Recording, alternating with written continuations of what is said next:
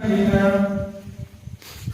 يهده الله فلا مضل له ومن يضلل فلا هادي له واشهد ان لا اله الا الله وحده لا شريك له واشهد ان محمدا عبده ورسوله يا ايها الذين امنوا اتقوا الله حق تقاته ولا تموتن الا وانتم مسلمون يا ايها الناس اتقوا ربكم الذي خلقكم من نفس واحده وخلق منها زوجها وبث منهما رجالا كثيرا ونساء واتقوا الله الذي تساءلون به والارحام ان الله كان عليكم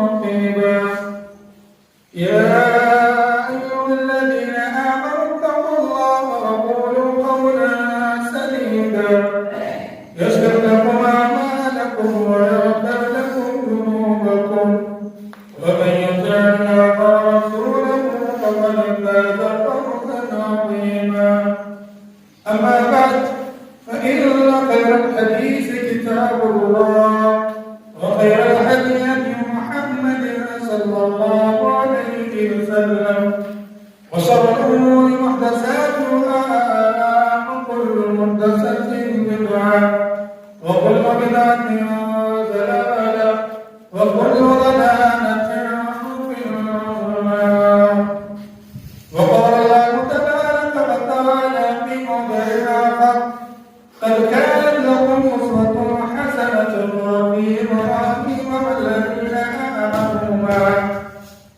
وقال الله تعالى إن إبراهيم كان أمة قانتا لله حنيفا.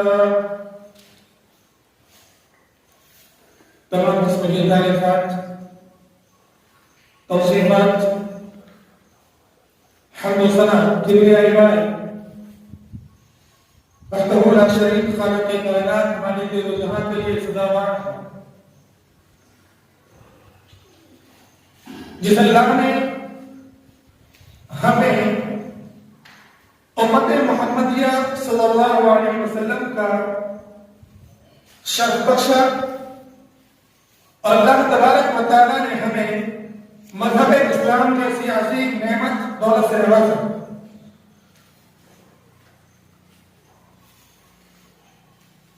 بے شمار اللہ تعالیٰ درود و سلام و تمام انبیاء کرام پر بالخصوص آخری نبی جناب محمد رسول اللہ صلی اللہ علیہ وسلم پر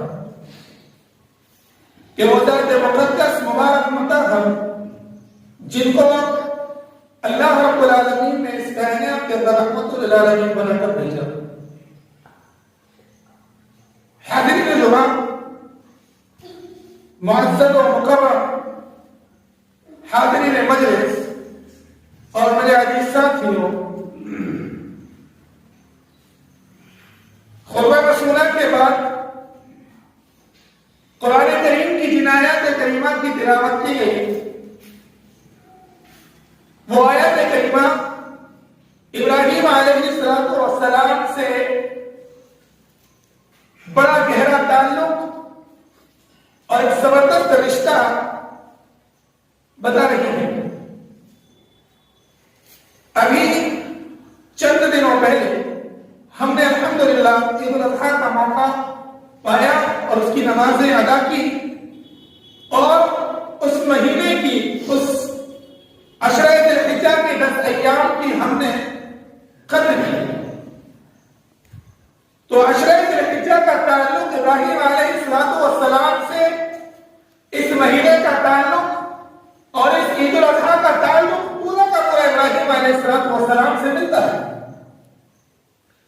اور ہم یہ بات سن چکے ہیں کہ قربانی کرنا سنت ابراہیمی ہے اور اس قربانی کو جناب محمد رسول اللہ صلی اللہ علیہ وسلم جب تک حیات رہے اپنے قربانیاں پیش کی. اور یہ پوری امت کے لیے ضروری ہے کہ صاحب حیثیت جس کی حیثیت ہے وہ اللہ کی راہ میں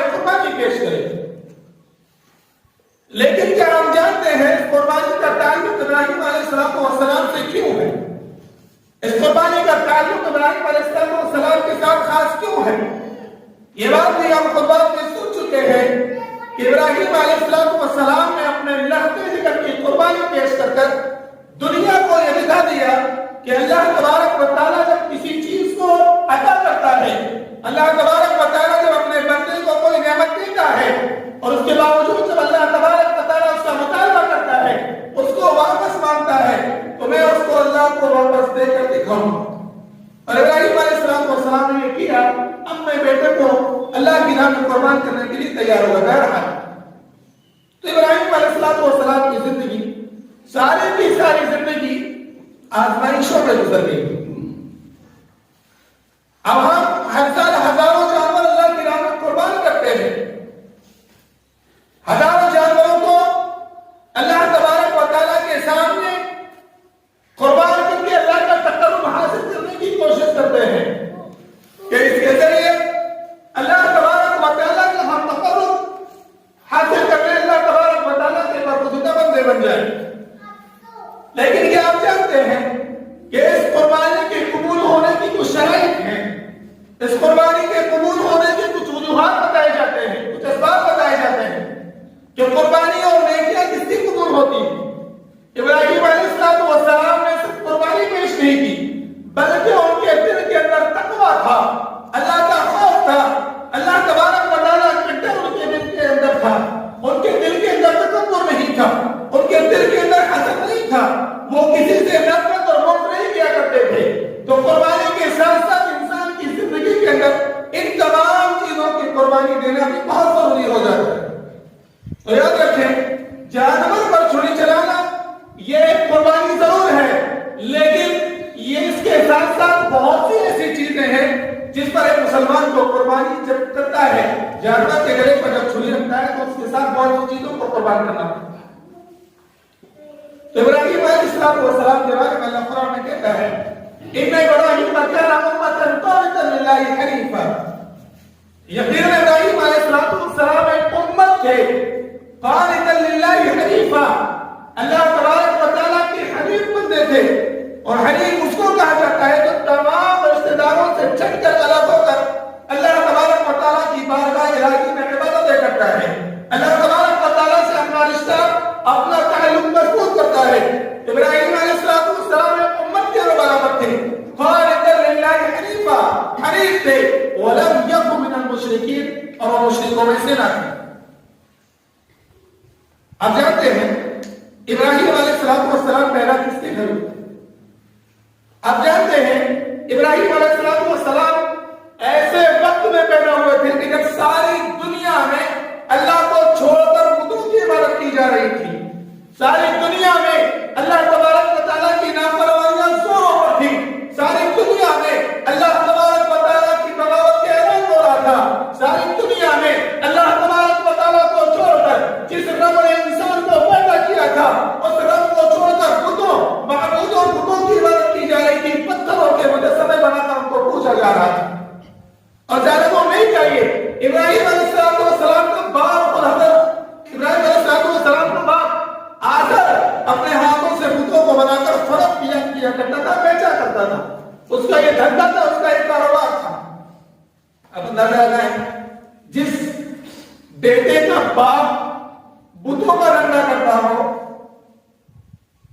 پتھروں کے مجسمے بنا کر ان کو بیچا کرتا ہو، ان کے گھر ایک نبی پیدا ہو، اور ابراہیم علیہ السلام کی آزمائش کا سلسلہ یہیں سے شروع ہوا۔ ساری زندگی اسٹرگل کیا، ساری زندگی اللہ تبارک و تعالیٰ نے ابراہیم علیہ السلام کو آزمایا، چاہے وہ اولاد کے تعلق سے ہو، چاہے اپنی بیوی کو جنگل میں اور اپنی بیوی کو بیابان میدان میں چھوڑنے کے تعلق سے ہو، چاہے اپنے باپ کو اور اپنے پورے پریوار کو چھوڑنے کے تعلق سے ہو، چاہے ابراہیم علیہ السلام کو آگ میں ڈالنے کے تعلق سے ہو، ان تمام آزمائشوں میں ابراہیم علیہ السلام نے لبیک کہا اور اللہ تبارک و تعالیٰ کا تقرب حاصل کرنے کے لیے تمام قربانیوں پر رضامندی پیش کی، رضامندی کا اظہار کیا کہ ہاں اللہ مجھے یہ قربانی منظور ہے، مجھے یہ قربانی یہ آزمائش منظور ہے، میں اس کو کروں گا۔ تب اللہ نے واتخذ اللہ ابراہیم خلیلا کہہ کر ابراہیم علیہ السلام کو اپنی دوستی کا نظارہ پیش کیا تھا۔ اور خلیل کسے کہتے ہیں؟ عام طور سے ہم خلیل کا ترجمہ کرتے ہیں دوست کا، لیکن خلیل کے اصل معنی ہوتے ہیں بہت قریبی، جس سے بہت گہرا تعلق ہو، جو دوست سے بھی بڑھ کر آگے ہو۔ ایک انسان اپنی دوستی بڑی مضبوط کرتا ہے اور کہتا ہے کہ مجھے اپنے دوستوں پر فخر ہے، لیکن اللہ تبارک و تعالیٰ نے ابراہیم علیہ السلام سے جو دوست کی تھی وہ الگ لیول کی تھی، بڑے اونچے لیول کی، اس تک پہنچنا آسان نہیں ہے، اس دوستی تک پہنچنے کے لیے بڑی قربانیاں دینی پڑتی ہے۔ ابراہیم علیہ السلام کو اللہ نے اپنا دوست بنایا، خلیل بنایا۔ دوسری آیت میں اللہ کہتا ہے قد كانت لكم اسوة حسنة في ابراہیم والذین آمنوا معه، لوگوں ابراہیم علیہ السلام کی زندگی تمہارے لیے نمونہ ہے، ابراہیم علیہ السلام کی زندگی تمہارے لیے آئیڈیل ہے۔ اور پورے قرآن کو اگر آپ کھول کے دیکھیں تو صرف دو ہی نبیوں کے لیے اس طریقے کے الفاظ استعمال کیے گئے۔ ایک جناب محمد رسول اللہ صلی اللہ علیہ وسلم کے بارے میں کہا ہے لقد كان لكم في رسول الله اسوة حسنة، ایک ابراہیم علیہ السلام جن کے بارے میں کہا ہے قد كانت لكم اسوة حسنة في ابراہیم۔ اور اللہ تبارک و تعالیٰ نے ابراہیم علیہ السلام کے نام کی سورہ قرآن میں نازل کر دی۔ قرآن میں اللہ تبارک و تعالیٰ نے اپنے قرآن میں سورہ ابراہیم کے نام سے اللہ تبارک و تعالیٰ نے درج کر دی۔ ابراہیم علیہ السلام ایک بڑے جلیل القدر نبی ہیں جنہوں نے اللہ تبارک و تعالیٰ کی آزمائش پر لبیک کہا ہے، جنہوں نے اللہ تبارک و تعالیٰ کی آزمائش پر اپنے سر کو جھکایا۔ اور آج ہماری زندگیاں آزمائشوں کا سامنا نہیں کر سکتی۔ اگر اللہ تبارک و تعالیٰ ذرا سا ہمیں آزما لے، اگر ہماری زندگیوں کے اندر ذرا سی پریشانیاں آ جائے تو ہم ان پریشانیوں کو برداشت نہیں کر سکتے ہیں۔ ذرا سی تکالیف اگر آج ہماری زندگیوں کے اندر آ جائے ہم ان تکلیف اور پریشانیوں کو نہیں دے سکتے ہیں۔ یاد رکھیں ابراہیم علیہ السلام نے یہ کر کے دکھایا ہے، اور اللہ تبارک و تعالیٰ نے ہر طریقے سے ان کو آزمایا، اور ہر آزمائش میں ابراہیم علیہ السلام پورے ہوئے۔ ابراہیم علیہ السلام کی زندگی ہمیں سکھاتی ہے کہ قربانی اللہ کی راہ میں پیش کرنا، اس کے ساتھ ساتھ بہت سی ایسی چیزیں ہیں جن کی قربانی پیش کرنا بہت ضروری ہے۔ اب یاد رکھیں انسان کے دل میں تکبر ہے، حسد ہے، اعلیٰ پرستی ہے کہ میں بڑے کرتا ہوں، میرا رشتہ بڑے گھر میں ہے، لوگ مجھے پہچانتے ہیں، میرا لیول ان غریبوں کے ساتھ بیٹھنے کا نہیں ہے۔ جب تک ہمارے دلوں کے اندر سے یہ تکبر اور یہ اعلیٰ پرستی کہ مجھ سے بہتر کوئی نہیں ہے، جب تک یہ اعلیٰ پرستی اور تکبر ختم نہیں ہوگا، انسان کی نیکیاں اور قربانی قبول نہیں ہوگی۔ شرط ہے جب تک اس کے دل سے اپنے مسلمان بھائی کے لیے حسد نہ ختم ہو جائے، جو اس سے وہ حسد کرتا ہے، اس کی ترقی کو دیکھتے ہو جلتا ہے، تو یاد رکھیں اس کی قربانی قابل قبول نہیں، کیونکہ دل کا صاف ہونا بہت ضروری ہے۔ اگر دل صاف نہیں ہے، دل میں دشمنیاں لے کے بیٹھے ہیں، لوگوں سے نفرت کر رہے ہیں، لوگوں سے بات کرنا پسند نہیں کرتے ہیں، انا پرستی ہے، میں ہوں، میرے لیول کا کوئی نہیں ہے، اس سے بات کرنے کی کسی کی اوقات نہیں ہے، جب تک کہ یہ انا پرستی انسان کی زندگی سے ختم نہ ہو جائے، اس کے دلوں سے یہ جو علامتیں ہیں، یہ جو برائیاں ہیں، یہ نہ نکل جائے، تو چاہے قربانی ہو چاہے نیکیاں ہو، قبول ہونے والے ہیں، کیونکہ قربانی قبول ہونے کے لیے اور نیکیاں قبول ہونے کے لیے دل کا صاف ہونا بہت ضروری ہے۔ انسان کے عمل کا اور انسان کے ایمان کا صاف ہونا بہت ضروری ہے، ورنہ آپ ساری زندگی قربانی کرتے چلے جائیں گے، ایک نہیں 3 سے 4 جانور آپ قربان کرتے چلے جائیں گے، قبول نہیں ہوگی آپ کے اوپر بات۔ کیوں؟ آپ کے دل میں بغض ہے، آپ کے دل میں نفرت ہے۔ حضرت ابن عباس رضی اللہ عنہ بڑی مشہور حدیث ہے، وہ کہا کرتے تھے کہ جس شخص کو یہ معلوم کرنا ہے کہ اس کی قربانی اور اس کی نیکیاں قبول ہو رہی ہیں تو اس کے اندر کچھ صفات ظاہر ہونے لگتی۔ جس شخص کو یہ سمجھنا ہو کہ اس کی قربانی اللہ تبارک و تعالیٰ قبول کر رہا ہے تو یاد رکھیں کچھ نشانیاں، کچھ علامتیں اس کی زندگی میں ظاہر ہونے لگتی ہیں۔ فرمایا نمبر 1 ان للحسن ظهورا في الوجه نورا، اللہ تبارک و تعالیٰ اس کے چہرے پر خوبصورتی عطا کرتا ہے، اللہ تبارک و تعالیٰ اس کے چہرے پر نور عطا کرتا ہے کہ یہ میرا بندہ جب کوئی نیکی کرتا ہے، کوئی عمل کرتا ہے تو اللہ تبارک و تعالیٰ اس کو شرط قبولیت عطا فرماتا ہے۔ نمبر 2 اللہ تبارک و تعالیٰ اس کے دل کو منور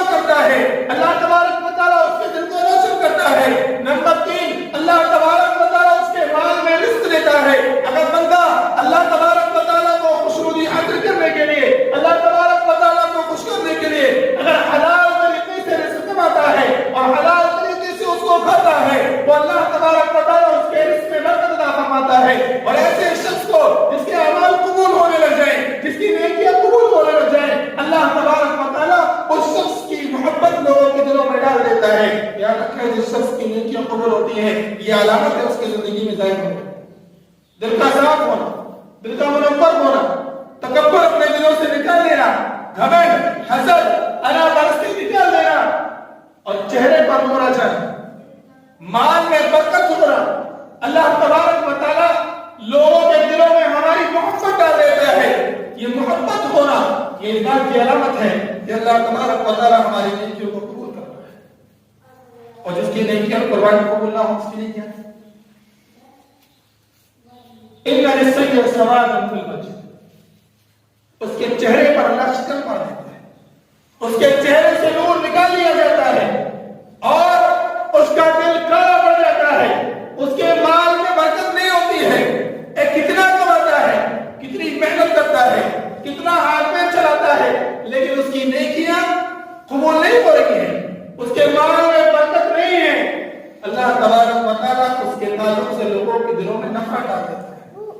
یہ نیکیاں قبول نہیں ہوتی. تو میرے بھائی یاد رکھیں, نیکی قبول ہونے کے لیے, قربانی قبول ہونے کے لیے نیک نیتی کا, نیک دل کا, صاف دل کا ہونا بہت ضروری ہے. چاہے وہ قربانی ہو یا اس سے ریلیٹڈ کوئی بھی نیکی ہو, دل تقویٰ مانگتا ہے, اللہ تقویٰ مانگتا ہے, کسی اور چیز کی ضرورت نہیں. کیا آپ جانتے ہیں اس روئے زمین کے اندر سب سے پہلی قربانی کس نے پیش کی تھی؟ اس روئے زمین کے اندر سب سے پہلی قربانی کس نے کیا تھا؟ اللہ تبارک و تعالیٰ قرآن میں مخاطب ہے, وَاتْلُ عَلَيْهِمْ نَبَأَ ابْنِ آدَمَ بِالْحَقِّ إِذْ قَرَّبَا قُرْبَانًا فَتُقُبِّلَ مِنْ أَحَدِهِمَا وَلَمْ يُتَقَبَّلْ مِنْ الْآخَرِ قَالَ لَأَقْتُلَنَّكَ إِنَّمَا يَتَقَبَّلُ اللَّهُ مِنَ الْمُتَّقِينَ. یہ قرآن کا اللہ نے نشر کی سورہ مائدہ کے اندر. کہ اللہ کے نبی آپ بتائیں اپنے صحابیوں کو, اپنی قوم والوں کو, نبأ ابنِ آدم بالحق, آدم علیہ السلام کے 2 بیٹوں کے بارے میں قرآن نے تو ان کا نام ذکر بھی نہیں کیا, قرآن میں ان کا نام بیان بھی نہیں کیا گیا. علماء نے لکھا کہ ایک کا نام حابیل کا, ایک کا نام قابیل کا. اللہ کے نبی آپ ان کو بتائیں کہ اس دنیا کے اندر سب سے پہلی قربانی اگر اللہ کی راہ میں کسی نے کیا ہے تو وہ حابیل اور قابیل تھے. جب ان دونوں نے اللہ تبارک و تعالیٰ کی بارگاہ میں قربانی پیش کی, ایک کی قبول ہو گئی, دوسرے کی قبول نہ ہوئی. حابیل کی قربانی قبول ہو گئی, قابیل کی قربانی رد کر دی گئی. جس کی قربانی قبول نہیں ہوئی تھی اس نے کہا کہ میں تجھے قتل کر دوں گا. دیکھیے حسد کیسے انسان کی زندگی میں آتا ہے. حسد انسان کی زندگی میں کیسے آتا ہے. کہا مجھے یہ پسند نہیں ہے, مجھے یہ گوارا نہیں کہ تیری قربانی قبول ہو گئی, میری قربانی قبول نہیں, میں تجھے قتل کر دوں گا. اس سمے حابیل کی زبان سے جو الفاظ نکلے تھے اللہ نے اس کو قرآن میں درج کر دیا. اچھا, انما یتقبل اللہ من المتقین. تو جانتا ہے اللہ تعالیٰ اس کی قربانی قبول کرتا ہے, اللہ اس کی نیکی قبول کرتا ہے جو تقوی والا, جو تقوی والا. اس آیت کریمہ سے ایک اور بات سمجھ میں آئی کہ جب کوئی انسان ترقی کی راستے پر, ترقی کی راہ پر بلندیاں حاصل کرتا ہے, کسی انسان کو اللہ تبارک و تعالیٰ کسی کام پر ترقی عطا فرماتا ہے, وہ سکسیس ہونے لگتا ہے تو لوگ اس سے حسد کرنے لگتے ہیں, لوگ اس سے جلنے لگتے ہیں, لوگ اس سے ٹانگ پکڑ کر کھینچنے کی کوشش کرتے ہیں کہ کہیں ہم سے آگے نہ نکل جائے. وہی کام کیا تھا حابیل نے, اپنے سگے بھائی کو قتل کرنے کا ارادہ کیا اور اس میں کامیاب بھی ہو گیا, قتل بھی کر دیا. تو سب سے اہم بنیاد اور سب سے اہم جو جملہ جو نقطہ یہاں سے نکل کر آتا وہ یہ ہے انما یتقبل اللہ من المتقین. اللہ تعالیٰ قربانی اور نیکی اس کی قبول کرتا ہے جس کے دل میں تقویٰ ہو. اس جگہ اللہ نے کہا لن ينال الله لحومها ولا دماؤها ولكن يناله التقوى منكم. قربانی تم کرتے ہو, خون زمین پر تم بہاتے ہو, ذبح تم کرتے ہو, اس کا گوشت تم کھاتے ہو, اس کا گوشت فروخت کر کے پیسے تم بناتے ہو, اس کا گوشت لوگوں کو تم دیتے ہو. یاد رکھیں اللہ تبارک و تعالیٰ تک جانور کا نہ گوشت پہنچتا ہے نہ خون پہنچتا ہے, ولیکن ینالہ التقوی منکم. اللہ تعالیٰ کو کوئی چیز پہنچتی ہے تو دلوں کا تقویٰ. صفحہ اول سے ہی یہ بات بیان کر دی گئی, بتا دی گئی کہ ایمان وہی قبول ہے, عمل وہی قبول ہے, قربانی وہی قبول ہے جس میں تقوی کا شمار ہو، اور جس کے دل سے تقوی نکل جائے تو اس کی کوئی بھی نیکی قابل قبول نہیں ہے۔ تو یہ باتیں اللہ تعالیٰ بتائیے، تو یاد رکھیں یہ بات کہ ساری زندگی قربانی کرنے قبول ہونے والی نہیں۔ اب ایک اور آیت کریمہ جو قربانی سے ریلیٹڈ پڑھی جاتی ہے، قل ان صلاتی ونسکی ومحیای ومماتی للہ رب العالمین، لیکن ذات قربانی کر رہا ہے، کیا کہہ رہا ہے؟ قل ان صلاتی، کہہ دیجئے کہ میری نماز، کیا ان صلاتی میری نماز، ایک اور جگہ تو فصلی لربک قربانی، پہلے نماز پڑھیے اپنے رب کے لیے، ونحر اور قربانی کیجیے۔ یاد رکھیں قربانی اسی کی قابل قبول ہے جو نمازی ہے، جو مسلمان ہے۔ غیر نمازی کی قربانی بھی قابل قبول نہیں ہے، نماز نہیں پڑھتا، نماز نہیں ہے، اس کی زندگی میں نماز کی کوئی ویلیو نہیں، کوئی اہمیت نہیں ہے، قربانی رد کر دی جائے۔ کیوں؟ کہ اس کے لیے پہلے فصلی نماز کہتے ہیں، فصلی لربک ونحر، اپنے رب کے لیے نماز پڑھیے، کیونکہ قربانی سے زیادہ کوئی چیز تو نماز ہے۔ حالانکہ نماز کو چھوڑنے والا کافر ضرور ہو جاتا ہے، لیکن قربانی کو چھوڑنے والا کافر نہیں ہوتا ہے۔ یہ بات آپ کو معلوم ہوگی کہ نماز چھوڑنے سے انسان دائرہ اسلام سے خارج ہو جاتا ہے، لیکن قربانی چھوڑنے سے دائرہ اسلام سے خارج نہیں ہوتا ہے۔ حیثیت کے مطابق قربانی کرنا ہے، لیکن ایک انسان کو بالغ ہونے کے بعد نماز فرض ہے، نماز چھوڑنے سے وہ کافر ہو جاتا ہے۔ اس لیے قل ان صلاتی، جو شخص اپنے جانور کے گلے پر چھری رکھ کر قل ان صلاتی کہتا ہے، حالانکہ وہ بے نمازی ہے، اللہ کے گھروں کو ویران کر رکھا ہے، اللہ تبارک و تعالیٰ کے گھروں کو آباد کر رکھا ہے، اللہ تبارک و تعالیٰ کے گھروں کو آباد نہیں کرتا ہے، اللہ کے سامنے اپنی پیشانی کو نہیں دکھاتا ہے، اور اب جانور کے گلے پر چھری رکھ کر قل ان صلاتی کہتا ہے، یاد رکھو قرآن کہتا ہے ایسا شخص جھوٹا ہے جو اللہ تبارک و تعالیٰ کے سامنے جھوٹ بول رہا ہے، اور کہہ رہا ہے کہ ان صلاتی، چاہے وہ فجر کی نماز نہ پڑھا ہو، چاہے ظہر کی نماز نہ پڑھا ہو، چاہے دن کی کوئی نماز نہ پڑھا ہو، لیکن جانور کے گلے پر چھری رکھ کر جھوٹا اعلان کر رہا ہے، قل ان صلاتی، یقیناً میری نماز کہتا ہے، ونسکی، میری قربانی، ومحیای ومماتی، میری زندگی اور میرا مرنا للہ رب العالمین، اللہ کے لیے ہے۔ تو یاد رکھیں یہ آیت اسی مسجد سے زیادہ پہ بیٹھتی ہے جو نماز کا پابند نہیں ہو، جو نماز کا اہتمام کرنے والا ہو۔ اندازہ لگائے نا، قل ان صلاتی سے شروع ہو رہا ہے، ونسکی، قربانی کا ذکر بعد ہے، پہلے نماز ہے۔ اس لیے پہلے مسلمان بنیے، پہلے نمازی بنیے، اس کے بعد قربانی کیجیے۔ کتنی امید سب قربانی کرتے ہیں، قبول ہو جائے، رد کر دی جائے، گوشت ہے کھا لو، قربانی کا ثواب ملنے والا نہیں۔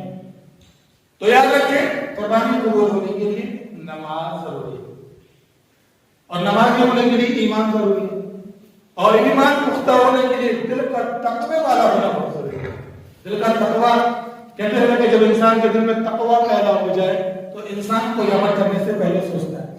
ایک مقولہ بیان کیا جاتا ہے کہ بے وقوف کرنے کے بعد سوچتا ہے کہ میں نے کیا کر لیا، اور عقل مند کرنے سے پہلے سوچتا ہے کہ مجھے کرنا کیا ہے، پچھتا رہا ہے، کوئی کام کر لیا پچھتا رہا ہے میں نے کیوں کیا، اور عقل مند پورے طریقے سے پہلے سوچتا ہے یہ کام کرنا درست ہے یا نہیں ہے، اس کا ہمیں نقصان کر دیا۔ تو آپ عقل مند بنیے، بے وقوف نہیں بنیے۔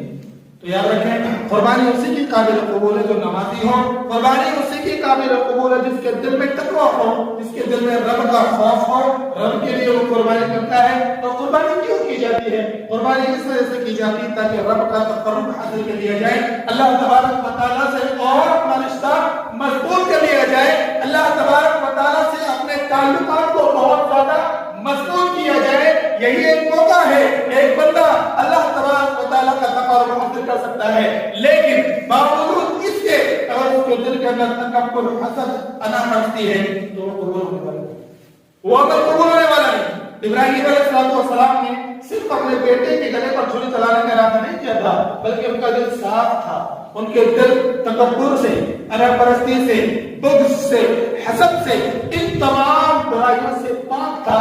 تو انسان کی قربانی تبھی قبول ہوگی جب اس کا دل ان تمام عیوب سے، ان تمام برائیوں سے، ان تمام فتنوں سے پاک ہو۔ تو یاد رکھیں انما یتقبل اللہ من المتقین، یہ مہر لگا دی گئی، یہ شرط لگا دی گئی ہے کہ قربانی قبول ہونے کے لیے تقویٰ ہونا بہت ضروری ہے۔ جس طریقے سے مسلمان ہونے کے لیے نماز بہت ضروری ہے، اسی اسی طریقے سے قربانی کے قبول ہونے کے لیے تقویٰ حاصل ہو. اور ابراہیم علیہ السلام نے یہ کر کے دکھایا ہے. تب تو اللہ تبارک و تعالیٰ نے اپنا مقام عطا فرمایا. تب تو اللہ تبارک و تعالیٰ نے قرآن میں جن کے لیے اسوۃ الحسنہ کہا ہے. آج ہماری زندگیوں میں آئیڈیل اور نمونہ کون ہے؟ فلمی انڈسٹری کے جو کلاکار ہیں جن کو دیکھ کر ہم ان کی طرح بننا چاہتے ہیں, ہیرو بننا چاہتے ہیں. اس دنیا کے اندر لوگوں کی نظروں میں ہم ہیرو بننا چاہتے ہیں, لوگ ہمارا ذکر کریں. حالانکہ یہ قرآن کے بالکل خلاف ہے, یہ اسلام کے بالکل خلاف ہے. قرآن تو کہتا ہے لقد كان لكم في رسول الله اسوة حسنة, محمد رسول اللہ کی زندگی تمہارے لیے آئیڈیل ہے. ابراہیم علیہ السلام کی زندگی تمہارے لیے آئیڈیل ہے. تم دنیا میں کس کو آئیڈیل بنا رہے ہو؟ تم دنیا میں کس کو نمونہ بنا رہے ہو؟